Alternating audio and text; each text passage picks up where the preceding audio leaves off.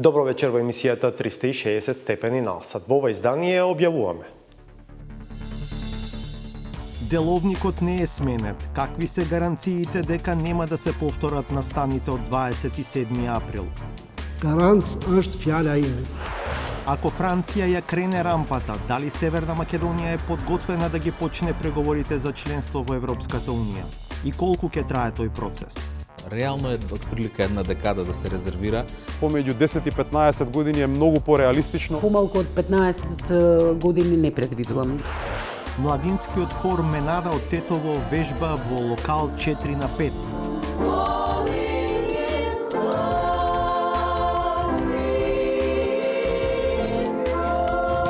Може ли новиот закон за младинско учество и младински политики да им го реши проблемот? Истражувавме каков ефект ќе даде новата владина уредба за воведување данок на CO2 и кои модели на автомобили ќе поскапат, кои ќе поевтинат и најважното, за колку? Ќе одиме на кратка пауза, па се враќаме со сториите.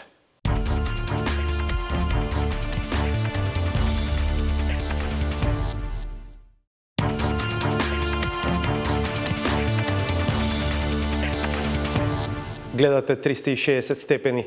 Цели 4 месеци траеше конститутивната седница на овој состав на парламентот. Некои експерти по политички систем тоа го нарекуваа филибастеринг и го сместуваа во сферата на веќе видено во други земји. Иако никој никогаш не посочи конкретен пример на нормална демократија во која се случил филибастеринг при примопредавање на власта.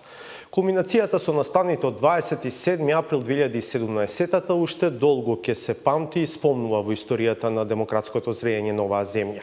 Но 2,5 години потоа ништо не е направено за да се оневозможи злоупотреба на деловникот и да се спречи некој нов Трајко Велјановски или некоја друга партиска структура да одбива да ја предаде власта иако нема мнозинство во парламентот. А нови избори тропаат на врата. Галина Николовска-Ризвановиќ. Избравме нов председател на парламентот. Во 20 продолженија 4 месеци, толку траеше конститутивната седница на актуелниот парламентарен состав. Почна во декември 2016-та, кога помина само првата точка – верификација на мандатите на пратениците.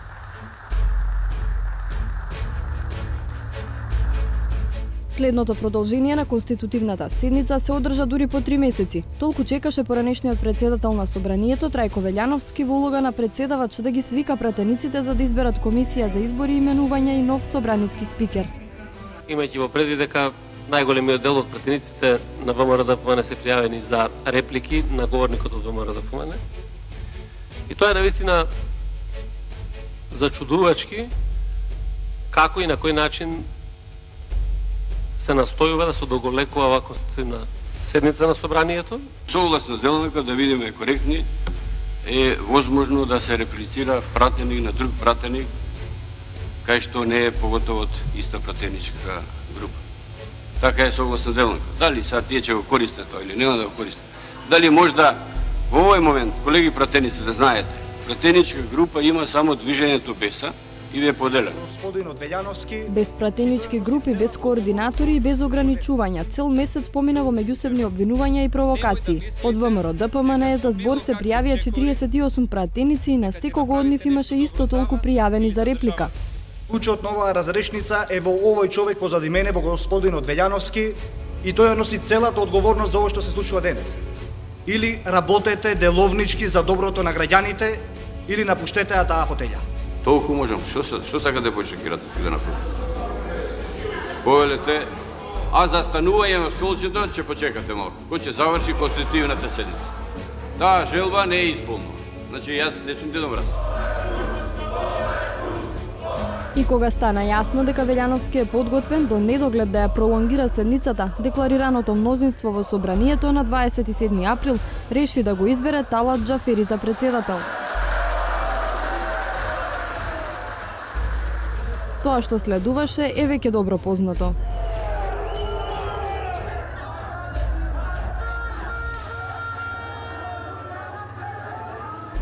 Нови избори се на прагот, а правилата за конститутивната седница на парламентот не се сменети. Со тоа останува можноста за нови злоупотреби и одолговлекувања при примопредавањето на власта. Може ли нешто да се промени до распуштањето на собранието на 12 февруари?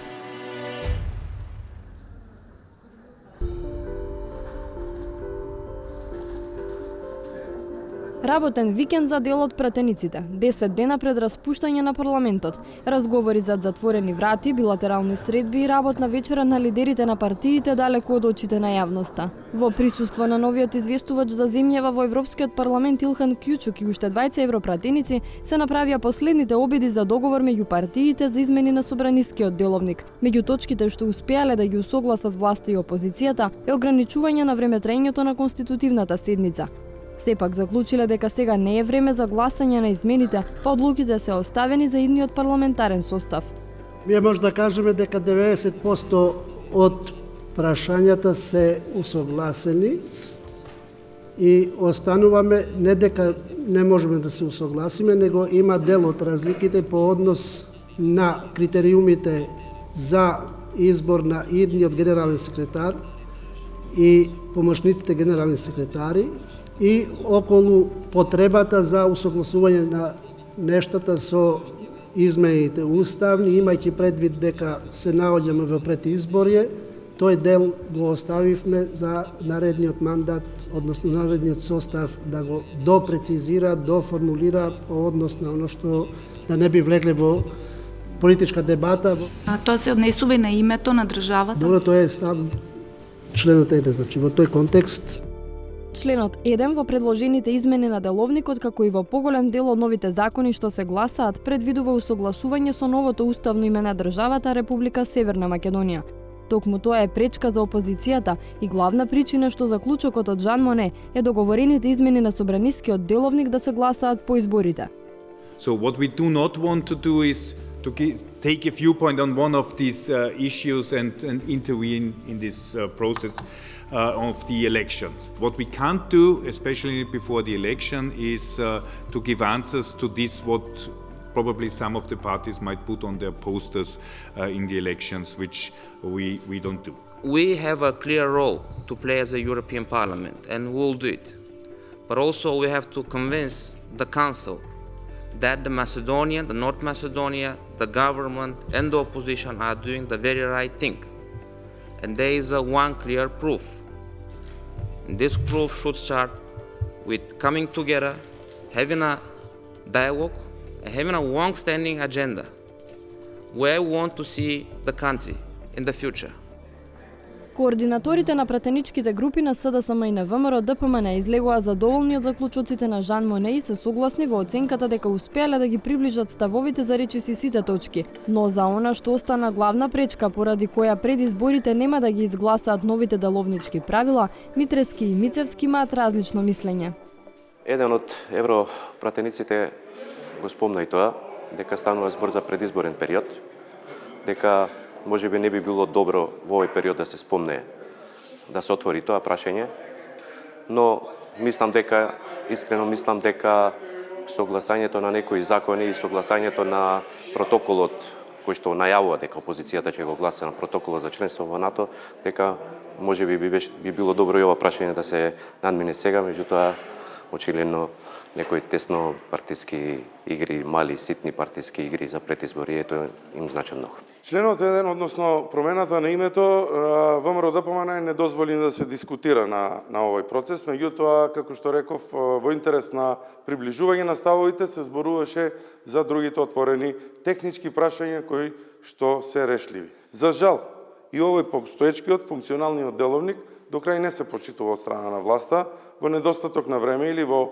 барање за скратување на одредени процедури, тие беа злоупотребувани европското знаменце. Мислам дека тоа веќе го расчистивме и дека злоупотребата на европското знаменце и скратување на дискусиите на 3 дена нема да може да го прави ниту една наредна влада. Што предвидуваат измените на деловникот, чие донесување остана обврска за идниот состав на собранието? Според верзијата во која 360 степени имаше увид, времетраењето на конститутивната седница ќе се ограничи на 2 дена. Во тие 2 дена треба да се верификуваат мандатите на новите пратеници, да се избере комисија за избори и именување и нов председател на собранието. Седницата ќе ја свикува собранискиот спикер од предходниот состав, но со неа ќе председава највозрасниот пратеник од новиот состав, се до изборот на нов председател на собранието. Според информации од власта се предлага воведување на уште една седница месечно за пратенички прашања на која премиерот и министрите ќе ги прашуваат само пратениците од опозицијата. На крај сепак останува прашањето кои се гаранциите дека нема да се повтори сценарието од 27 април 2017 при конституирањето на новиот парламентарен состав без нови деловнички правила. Per faktiča još kompetencija ima sekretari parlament per convocar seans de conform regula existues te udhëheqme seans deri në zgjedhjen e kryetarit parlament. Garancë është fjala ime, kështu që nuk do të shihni ashtu skenësh në seancën konstitutive të ardhshme.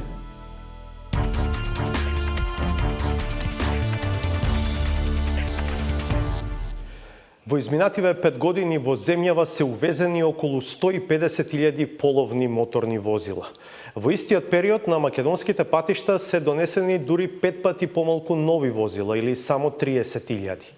Причината за ваквиот сооднос не е тешко да се констатира, пред се е ниската куповна моќ на граѓаните, а последицата е зголемено загадување на воздухот од сообраќајот. Владата бара решение со новата уредба со која се воведуваат давачки кои би требало да го дестимулираат увозот на постари употребувани возила и во исто време да ги охрабрат граѓаните и фирмите да купуваат нови коли.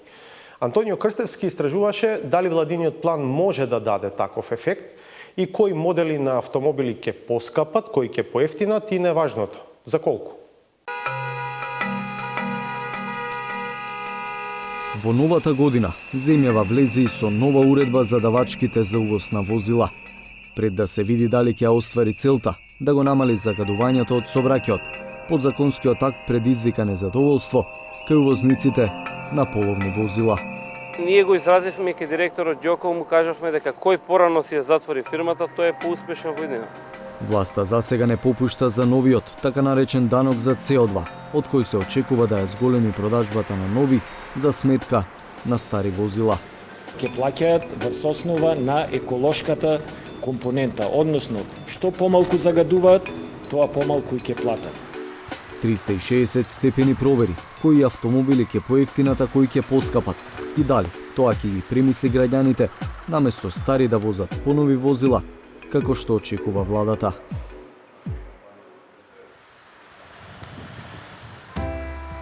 Петнаесет години, толку е просечната старост на користените возила што се увезуваат во Македонија, а нивниот број воопшто не е мал. Според податоците од Царинската управа, во изминатите 5 години се увезени околу 150.000 половни возила. Во најголем дел, овие автомобили се со Евро 4 еколошки стандард, кој Европската Унија полека го истиснува за сметка на повисокиот Евро 6 стандард за емисија на штетни гасови.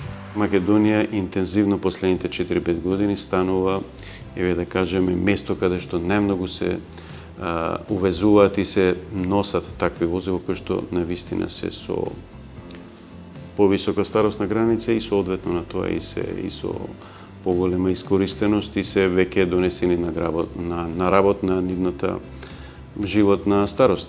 Секое возило во даден период има свој век на траење. Анастас Маженковски е директор за акцизи во Царинската управа. Тој е еден од авторите на новата пресметка, по која од 1 јануари почнаа да се царинат увезените возила во државата. Формулата вели, возилата до 10.000 евра ќе се даночат според еколошката компонента, додека поскапите возила ќе плаќаат и дополнителни давачки зависно од нивната вредност. За најпродаваните, половните возила што се увезуваат од Европската Унија, тоа значи значително поскапување, бидејќи Евро 4 стандардот дозволува далеку повисоки емисии на CO2, споредено со актуелниот Евро 6. Пресметката што за 360 степени ја направија во Царинската управа покажува дека ако за Volkswagen Golf 5 од 2005 година со дизелски мотор од 1900 кубни сантиметри, минатата година се плаќале околу 650 евра при увоз, сега давачките кон државата се зголемени на 1100 евра. Разликата од 450 евра ја прави новиот данок за CO2. Давачките за Mercedes C-класа од 2004 година со дизелски мотор од 2200 кубни сантиметри се зголемуваат за околу 900 евра. BMW 5 од 2005 година со дизелски мотор од 2500 кубни сантиметри пак поскапува за 1100 евра. Овој раст на давачките за возилата со просечна старост од 15 години и повеќе од 200.000 изминати километри има една цел – намалување на нивниот број и подмладување на возниот парк во Македонија. За сметка на значителното поскапување на постарите, од царина вела дека благо ќе поевтинат делот поновите половни возила со Евро 5 и Евро 6 еколошки стандарди. Ако при увоз на половно Peugeot 308 од 2015 година со дизел мотор од 1600 кубни сантиметри и километража под 100.000 километри, по старото даночење се плаќало 1971 евро, со новата пресметка се плаќа 1760 или 200 евра помалку.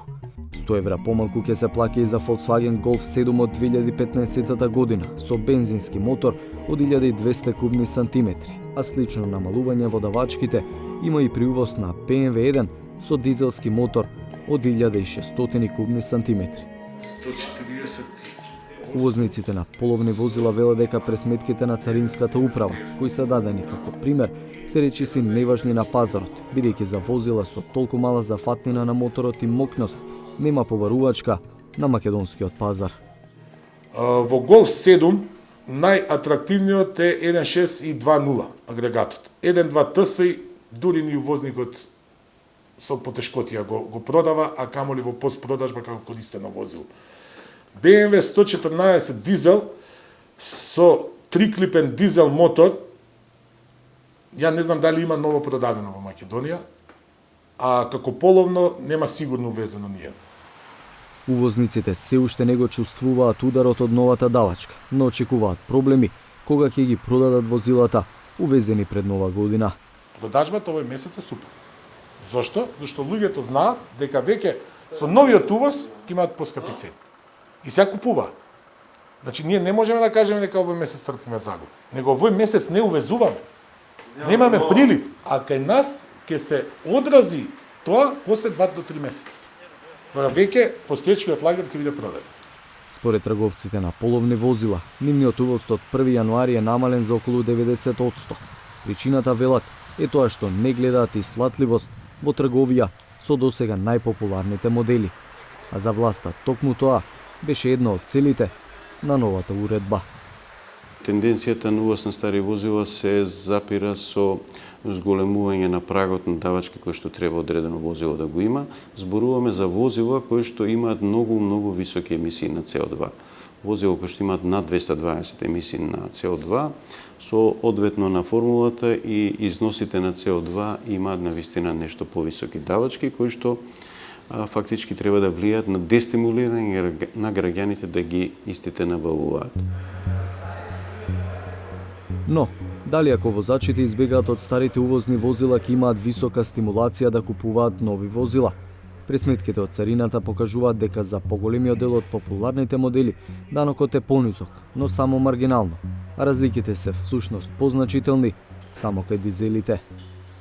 За Шкода Фабија со најмалиот бензински мотор од 1000 кубни сантиметри, увозникот од 1 јануари ќе плаќа 76 евра помалку.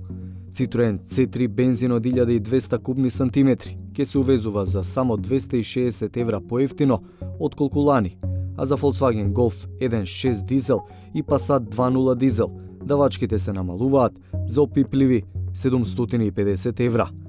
Од друга страна, на пример, давачката за Kia Sportage бензин од 1600 кубни сантиметри расте за 230 евра, додека кај луксузните модели, како BMW X3 од 3000 кубни сантиметри, данокот расте за 1900 евра. Сумирано, најголеми намалувања ќе има кај нелуксузните возила со дизел мотори. Незначително ќе се намали данокот за нови возила со мали бензински мотори, а најмногу ќе поскапат луксузните автомобили со мокни агрегати. Според Борче Домлевски, директорот на овластениот увозник за Citroen во земјава Автонова, промените во данокот нема ниту да ги поевтинат, ниту поскапат нивните најпопуларни возила. Очекуваме продажба на возилата, не променување на цените, продажба на возилата до 12.000 евра, која е наша целна група, кои спаѓаат 2-3 модели во нашата гама, така што очекуваме зголемување на продажбата во тие сегменти. Сепак, колку и да звучи апсурдно, најголемото зголемување на давачките ќе се случи кај хибридните возила со бензински мотори. Кај Toyota, за хибридна Corolla ќе има зголемени трошоци при увоз за речиси 800 евра, а хибридниот модел CR-V на Honda ќе чини дополнителни 5000 евра при увоз.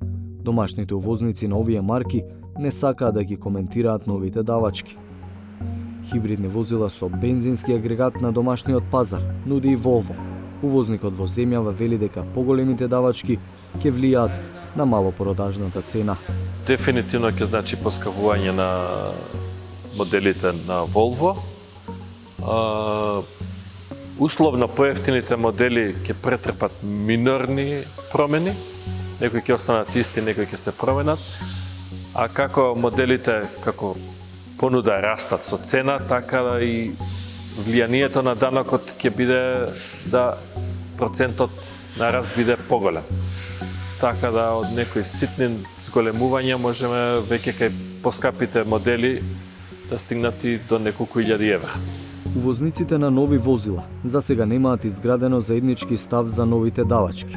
Трговците со половни возила веќе бараат измени на формулата за пресметка на данокот на CO2, која ќе биде одраз на домашните услови и куповната моќ. Каква и да биде судбината на новата давачка, бројките го кажуваат своето. Значително поскапуваат постарите дизелаши, новите луксузни и хибридни возила со бензински мотор. Значително поевтинуваат само новите возила со дизел мотори, додека козметички или невидливи ќе бидат промените на цените на најчесто купуваните бензинци до 15.000 евра.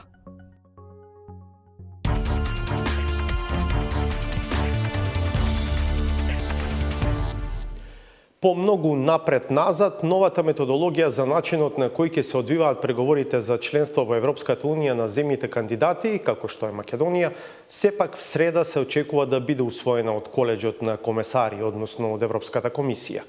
Потоа документот ќе оди на консултации во телата во кои главниот збор го имаат земјите членки на ЕУ, со цел Советот за општи работи на 24 март да се произнесе со заклучоци за него и де факто да го одобри. Тоа би се случувало 2 дена пред Европскиот совет, кој се споменува како таргет датум на кој би можела да се донесе одлука за почеток на преговори со Северна Македонија, па и со Албанија. Ако биде така, подготвена ли е земјава да ги почне, да ги води и успешно да ги заврши преговорите за членство во Унијата и колку би траел тој процес? Одговорите ги бара Владимир Мирчевски. We want to start negotiations. Accession negotiations. 15 години чекаме. Accession talks. Да добиеме датум, чиста дата. Почеток на преговорите. 15 години чекаме. По јуни 2019, па октомври, сега март 2020 е новиот таргет што се спомнува за земјава по 11 години од првата позитивна препорака на Европската комисија да ги почне преговорите за членство во Европската Унија. Ако земјите членки кажат да за старт на процесот, неколку прашања сами по себе логично се наметнуваат. Подготвена ли е Северна Македонија за водење на преговорите? Колку би траеле тие? Во кои области ќе се бијат најтешките преговарачки битки? Реално е отприлика една декада да се резервира. Помеѓу 10 и 15 години е многу пореалистично. Помалку од 15 години не предвидувам. Ако дојде зеленото светло, оваа куќа во близина на владината зграда, која датира од 1900-тите, треба во 2020-та да стане своевиден штаб за водење на преговорите. Планот е во неа да се всели главниот технички преговарач и неговите први соработници, тим од 20 на луѓе кои во наредните години ќе го водат и координираат пристапувањето во Европската Унија. Станува збор за сложен процес кој поедноставено значи прифаќање на стандардите на Европската Унија во секој општествен сегмент и што е уште поважно, нивно спроведување на дело. За тоа да се случи потребни се експерти. Се проценува од 500 до 1000 поделени во тимови до 20 луѓе кои би ги покриле сите 35 преговарачки поглавја. Со новата методологија може би групирани во кластери. Спремна ли е Северна Македонија за ваков потфат? Јас не реков дека сме подготвени да ги завршиме преговорите, но дека сме подготвени да ги започнеме, тоа сигурно. Ние ги почнавме подготовките уште во летото 2018 година, кога имаше прва најава дека е можно да добиеме датумот за почеток на преговорите. Од тогаш до денес имаме направено законска рамка за целата структура и имаме започнато со креирање на работните групи, односно со дел од структурата за преговори. Ние немаме илузија дека ги имаме сите капацитети во администрацијата, но исто така не би сакале да ги подцениме оние кои што ги имаме, затоа што дел од нив во овие изминати години замина, напуштија, денес работат како експерти на високоплатени проекти во регионот и мислам дека треба да направиме се да ги вратиме во системот за да ги имаме најдобрите луѓе во моментот кога ќе почнеме да преговараме. Меѓу оние за кои техничкиот преговарач Маричич вели дека си заминале од државната служба, а се стручни во евроинтеграциите и Малинка Ристевска Јорданова, која беше дел од секретаријатот за европски прашања во клучниот период на изработка на прашалникот, пошто дојде и кандидатскиот статус. Низината проценка за кадровскиот потенцијал е покритична од онаа на техничкиот преговарач. Ако зборуваме за самиот капацитет процедурално да течат преговорите без разлика дали со стара или со некоја нова методологија, таков ќе го има. И таков имала практично секоја држава која што влегувала во преговори. Прашањето е тука колку сте суштествено спремни за преговори. Бидејќи преговорите всушност се осознавање на нормите на ЕУ, состојбата во која што сме ние сега и што треба да се направи за да се променат тие состојби. Она што не го гледам е ова визија што треба да направиме за прифаќање на нормите на ЕУ. Слично анализира и опозицијскиот пратеник и екс-шеф на дипломатијата Никола Поповски, кој има искуство и на службеник на Европската комисија од периодот кога Хрватска преговараше за зачленување во Европската унија. Особено со промените кои ќе дојдат со новата методологија, веќе многу помалку ќе се внимание ќе се посвети на административниот дел, многу повеќе на резултатите. Тоа што значи во пракса? Нема никој да мери колку директиви и регулативи сте преточиле во ваши текстови. Перцепцијата на политичко ниво помеѓу земјите членки ќе се гради, еве да земеме два примери, во делот на правосудство.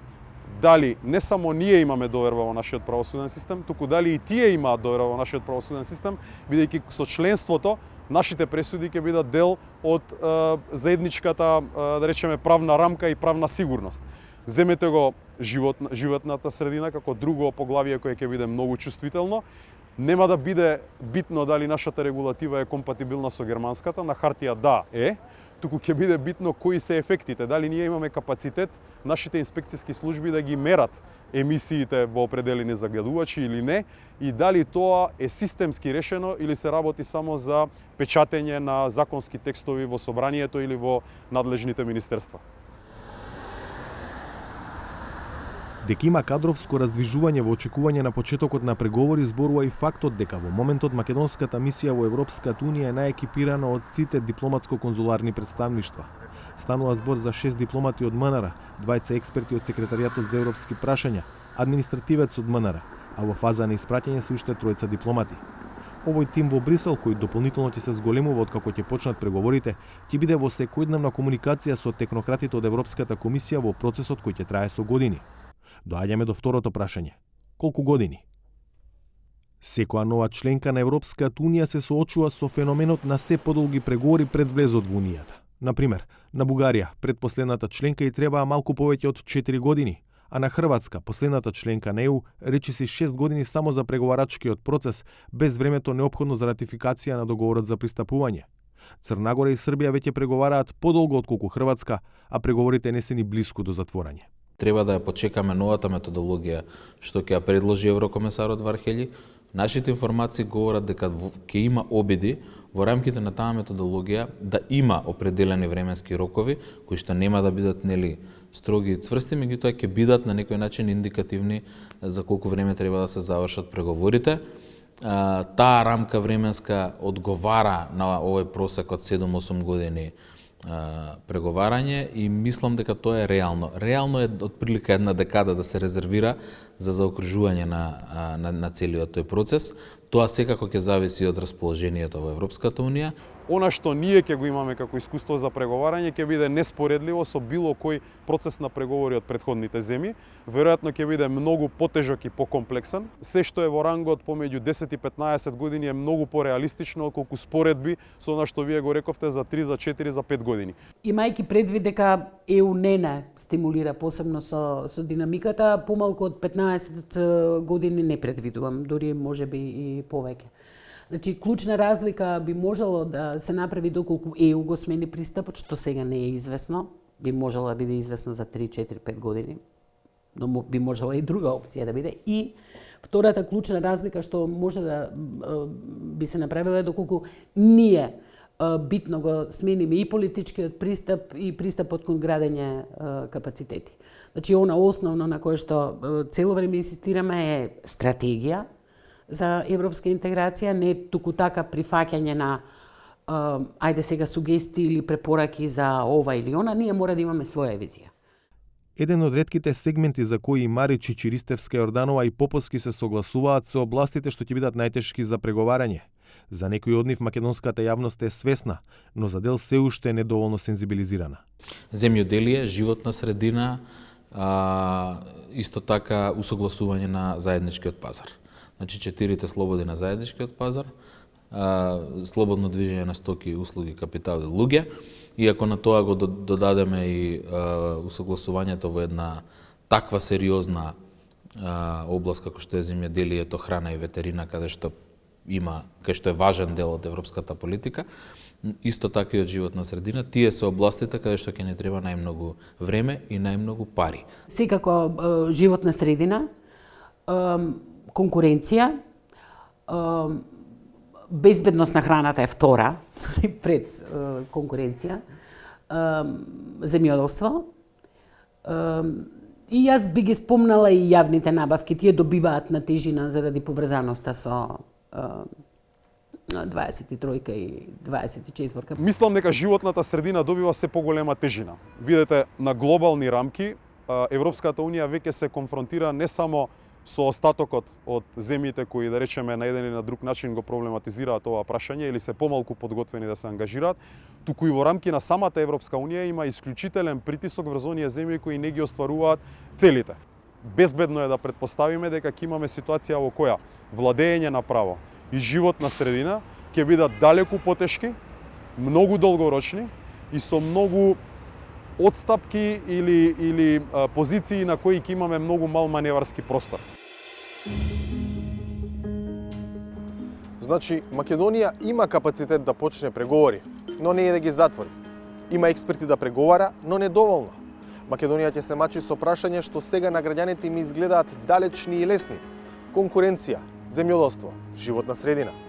Ако почне преговори годинава, земјава оптимистички ќе ги затвори за 10 години, што би значило дека би станала членка на ЕУ до 2030-та, што пак би било 25 години од кога формално аплицираше за членство во Европската унија во веќе далечната 2004-та.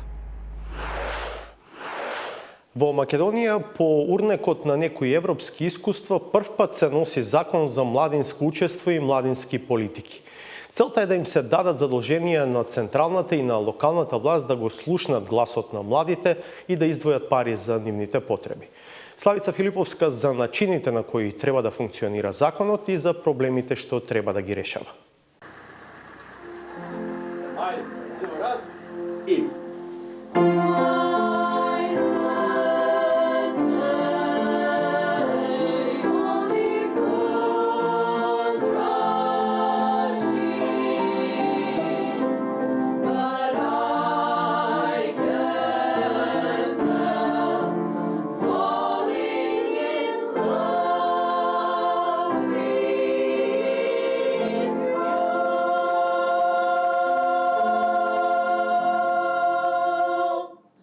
Никој на пробата на женскиот младински хор Менада не се осудува да се раскомоти. Просечната возраст на групата е 21 година. Златните грла се добитници на низа домашни и меѓународни признанија. Заслужни се што Тетово е град со хорска традиција, а се културно обележи и на државава. Но работиме во просторија 504 во Дуќан на улица. Значи 20 квадрати за толку девојки навистина е недоволно. Ние сме побарали помош, но разговорот на глуви кога се бара нашата помош. Би сакала подобри услови од овие сега што ги имаме, затоа што сепак застапуваме една организација која освоила многу дипломи и награди, учествувала на многу надпревари, фестивали и во земјава и надвор. Врсници на хористите од Тетово имаат намера да го променат ова. Со поддршка на ОПСЕ се родила идеја за формирање локален младински совет, кој преку притисок до општината ќе се обиде да обезбеди подобри услови за сите секции на младите тетовци. Здраво! Локален младински совет само со вакви фризури? Би очекувал младите да се насочат и нашите топ 3 активности да бидат насочени кон уредување на јавниот живот. Младите во Тетово немаат заеднички простор каде што ќе можат да излезат, а да не мора да биде кафиќ или нели кафана и да не биде поделбата на македонци на албанци, туку да биде заеднички простор. Por kushtet të cilat organizatat e ndryshme, klube sportive të ndryshme që vinë nga po njëjta komunë, do i kenë dyert e hapura të drejtojnë për çdo problem sa i përket atyre, domethënë që do ju pengojnë për ta vazhduar punën tyre dhe ne do jemi këshilli i cili do i mbrojë të gjitha interesat pa dallim të gjithë qytetarëve të rive të qytetit të Tetovës. Идејата на овие млади ентузијасти првпат добива законска рамка што ги прави официјален локален младински совет. Собранието неодамна го донесе законот за младинско учество и младински политики, со кој институциите од локално до централно ниво се задолжуваат да го слушнат и поддржат гласот на младите и да издвојат пари за нивните потреби. Според овој закон, млади се луѓето на возраст од 15 до 29 години. За да може да учествуваат и да предлагаат младински политики, потребно е сите организации за млади в месецов да се впишат во регистарот на Агенцијата за млади и спорт. Откако ќе се пребројат организациите, ќе се формираат тела на централно и на локално ниво. Со најмалку 2/3 од регистрираните се свикува Национално собрание за млади како највисоко тело кое креира, застапува и ги координира младинските политики. Собранието ќе делегира 9 представници во Националното советодавно тело, а сумина представници ќе има централната власт. Советодавното тело дава мислења за спроведување на политиките, за буџетските пари наменети за млади, иницира разгледување на прашања за младите на ниво на влада, ги следи препораките на Европската унија за млади. Трошоците за работа на советодавното тело ги покрива владата, која државната каса треба годишно да двои по најмалку 0,3% заради спроведување на законот. Паралелно, и општините и градот Скопје ќе треба да се прилагодуваат на законот. Прво, локалните младински организации, партиски подмладоци, ученички и студентски организации и други облици на младинско здружување се повикуваат во локално собрание на млади. Собранието преку веб страницата на општината објавува јавен повик за локалниот младински совет, чии членови се избираат по пат на тајно гласање. Локалниот младински совет добива верификација од советот на општината, а потоа советниците би требало на дневен ред на седниците да ги вметнуваат точките предложени од локалната младина. Општината како сервис за млади треба да отвори канцеларија за координација на работата меѓу локалната самоуправа и младите, со која ќе управува службеник за млади, најдоцна за 1 година од донесување на законот. Дополнително, должни се да отстапат младински центар како место за изразување на младите, но за тоа имаат рок од 5 години. Сите активности и простории се покриваат со пари од општинската каса, најмалку 0,1% од годишниот буџет. Голем придонес за вакво законско решение даде пратеничката Ивана Тофекџиќ. Таа верува дека институциите, како што предвидува законот, ќе се прилагодат во период од 1 до 5 години. Но нема санкции предвидено за општините. Што Точно доколку нема. не се прилагода? Нема. Зато овој закон, како што видовте, нема никаде санкции во законот, бидејќи законот целта не е да санкционира. Целта е ние да поставиме рамка во која младите организирано ќе учествуваат и на локално и на централно ниво во сите процеси кои се однесуваат на нив.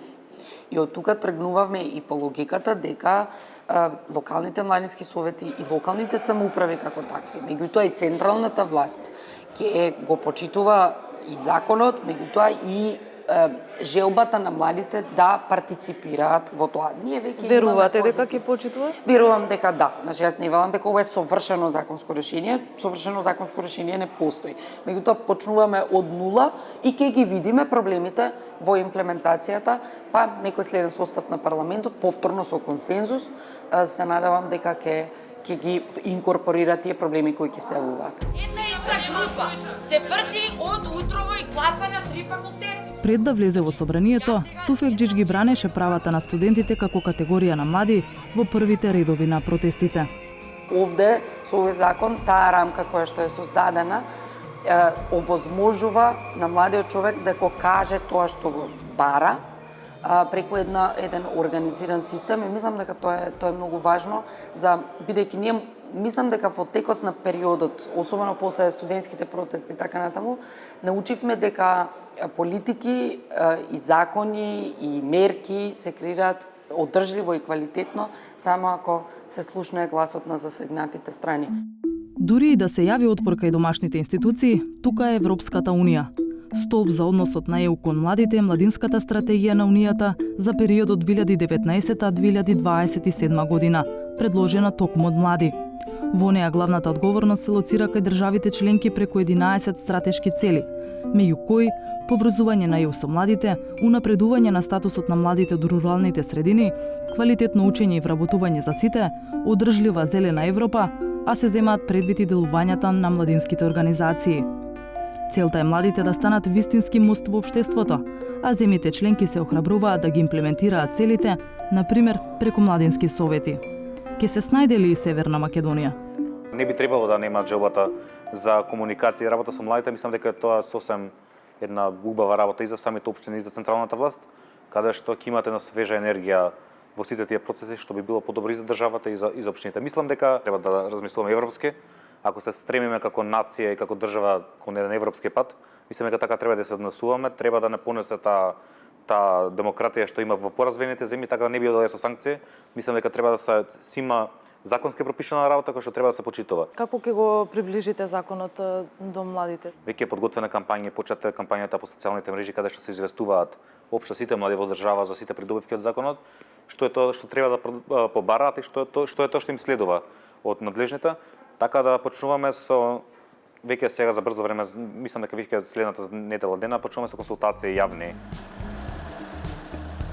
Ако Тетово може да служи како пример во напредна фаза, тогаш ветувањето од општината е дека овие простори ќе бидат дадени во владение на локалниот младински совет. Тие уште чекаат клуч за да видат што би можеле да им понудат на врсниците од локалните секции. До тогаш, активните млади тетовци како во хорот Менада ќе продолжат да се снаоѓаат како знаат и умеат.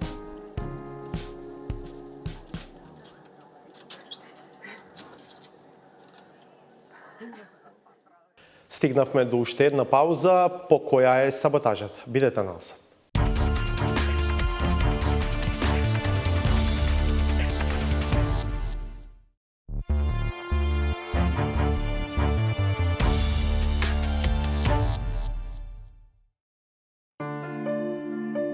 Со кого разговараше на телефон сега? Со Бредли Купер. Што е првото нешто што го правиш секое утро? Dirty Dancing. Турско кафе или еспресо? Една чашка добро оладена струмичка мастика. Со која мерка на владата си најгорд? Дека ние сме лошите. Кој беше пресудниот момент за да се занимаваш со политика? Пола за мене, пола за пчелите. Кажи една работа што никој не ја знае за тебе. Дека сум преминал во ВМРО ДПМН. Како ги полниш батериите? Се разбира. Со мои дедеве. Прочитај ни ја последната порака што ја испрати денес. Се туширам. Што сакаше да бидеш кога беше мала? Бајадера. Политичар од опозицијата кој најмногу го цениш? Моето папагалче Кико. Кој е твојот извор на енергија? Владко Ѓорчев. Секако не. Митко Јанчев и Данила Рангелова. Има ли нешто во овие 2,5 години што сакаше да го направиш, но не го направи? Домашно топло лепче и тоа добро печено да. Како би се опишал себе си? Гол пиштол 2,5. Да не би бил политичар, би бил? Без работа. Ако би можела да снимиш дует со некого, со кого би сакала? Зоран Ставревски. Затоа и најмногу се разочарав. Да можеш да избереш друга кариера, што би била? Нала од Кралот Лав. Кој совет му го дал на 18 годишниот Коста? Од мотика и од политика бегај. Што најмногу те релаксира? Моето папагалче Кико. Кој е најдобриот совет што си го добила? Don't Stop the Dance од Брайан Фери. Маче или куче? Охридска белдица, ама во радожда во струга да ја јадам. Што последно те насмеа? We are the champions. Што последно те расплака? Моето папагалче Кико. Кога би имал можност да поканиш некоја историска личност на пијачка, која би била таа? Не постои таков. Што е на работа што сега ја знаеш, а не си ја знаела пред 20 години? Дека имам фирми во Грција. Што ти фали најмногу од Струмица? Нов Зеланд. Што е најкул во твојата работа? Секој ден мора да носиш одлуки. Турско кафе или еспресо? Секој ден мора да носиш одлуки. Ако твојот живот би бил филм, кој би бил насловот? House of Cards. Последен филм што те насмеа до солзи. Убедувањето дека промените се возможни. Тоа е најлудата работа што ти си има случајно на работното место. The Hangover. Дали веруваш во љубов на прв поглед? I'll be back. Како го започна денот ова утро? Без предизвик. Најголема слабост? Dirty Dancing. 3 збора со кои најдобро се опишува работата како министер за внатрешни работи. Гол пиштол 2,5. Омилен струмички збор. All checked.